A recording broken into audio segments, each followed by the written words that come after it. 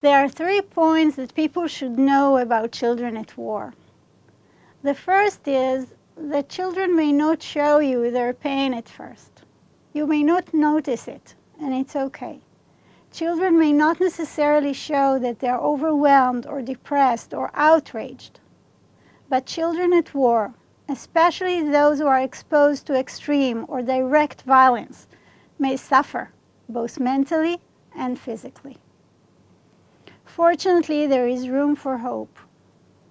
We know that even in extreme circumstances, such as people who were children during the Holocaust and experienced horrid events, many of them who survived grew up to be creative and optimistic and full of life.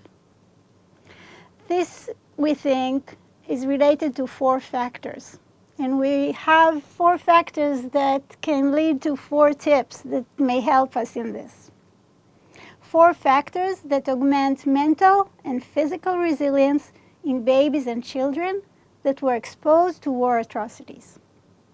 First is the presence of an attachment figure, a person whose mental resources are tuned and available to attend to the infant in a mindful way.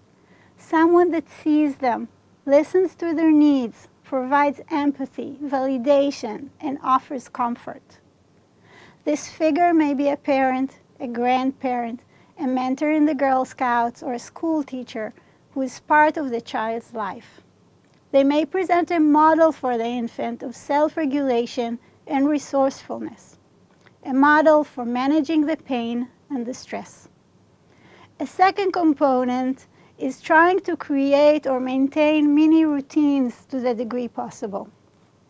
Shared activities that are conducted in a familiar sequence, such as the little things we do when we wake up in the morning or before closing the day for the night.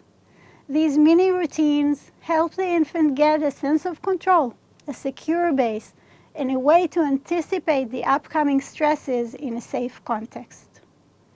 Thirdly, supporting the child's self-agency, their sense of belonging, helping the infant take up a role, a task that they are responsible for performing when the siren sets off, or in between bombing attacks.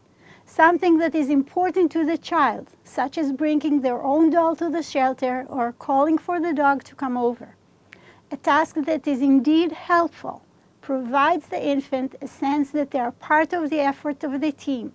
It provides a personal reassurance of self-agency. Many of us adults are now taking on volunteering roles and offer solutions to problems presented to us by others. Many of us note that in doing these very same volunteering acts, by reaching out to others, we become more optimistic and capable. This very same mechanism is effective for children and even for young infants. Finally, gaining a sense that we're together in this, conveying to the infant that they are not alone, is highly important. Whether we are physically together or by sharing other communication means, such as a note from mom in the pocket, strengthens the notion that the child is part of a social fabric made up of peers, family, familiar figures, a social fabric that offers opportunities for growth and hope for better days.